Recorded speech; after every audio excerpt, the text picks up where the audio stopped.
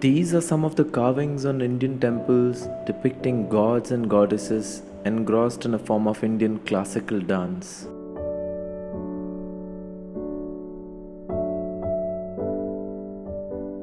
And this is a picture of two galaxies engrossed in a cosmic dance of gravity. This cosmic dance is unveiling 12 million light years away from us in a constellation of the Great Bear. The grand spiral on the left is M81 and the irregular galaxy on the right is M82. These galaxies have been interacting with each other for the last billion years. Their last go around was around 100 million years ago, which has raised the density wave rippling around M81, causing its spiral arms to grow richer. A closer look at M81 reveals its bright yellow nucleus, mostly comprised of old stars. The blue spiral arms are teeming with hot, bright young stars. And the pink regions are where active star formation is going on. There are dark dust lanes also visible in the spiral plane, but noteworthy are those dust lanes that run almost perpendicular to the plane of the galaxy. These would have likely been created because of its close encounter with M82. Now, M82 is approximately 37,000 light years across, that is less than half the size of M81, and is the most affected out of the two in the ongoing gravitational interaction. A closer look at M81 reveals its outwardly expanding gas and dust. Evidence indicates that this gas and dust is driven out by the combined emerging particle winds from many stars, together creating a galactic superwind. The gas and dust is rich in hydrogen and originates from the interstellar medium.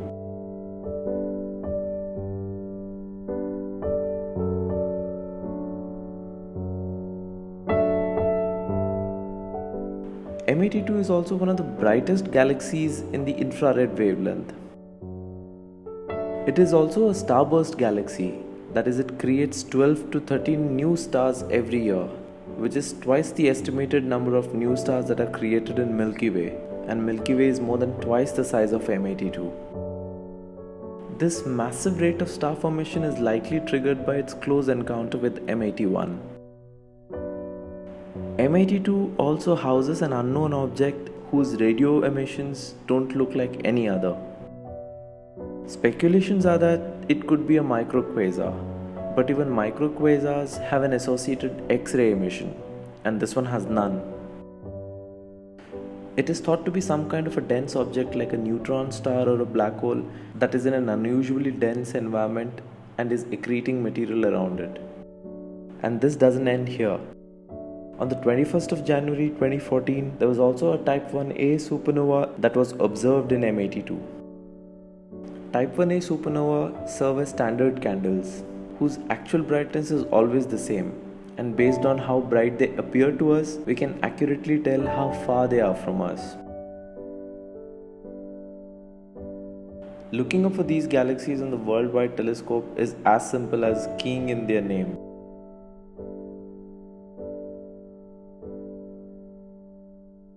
This first image of M82 that we have is similar to the one that we saw. That is, it's mainly a composite combining visible light and the near infrared. This picture, on the other hand, combines a full-scale infrared picture along with the visible light. This is another picture of the galaxy that is captured in X-ray. X-rays are generally emitted by objects that are extremely hot and bright, like the massive stars that M82 is forming, and they also can pass through gas and dust. Let us try to spot its companion galaxy, M81, and it lies right next to it. This is again a visible image of M81. Watch what happens when we switch to infrared. It's like the spiral arms suddenly pop into existence. The infrared image shows a hot glowing nucleus, which is likely due to the gas and dust being accreted by the supermassive black hole. You can also see that the spiral arms are full of these bright blobs. These are the regions where active star formation is still going on. Here's another image of M81, which is a composite made from visible and near infrared light.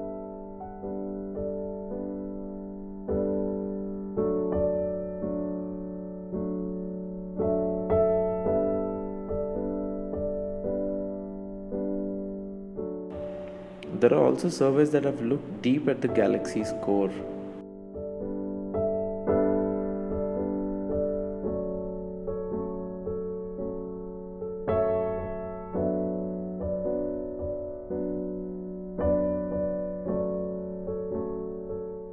And here's a Hubble Space Telescope image of M82, showing the region around its core.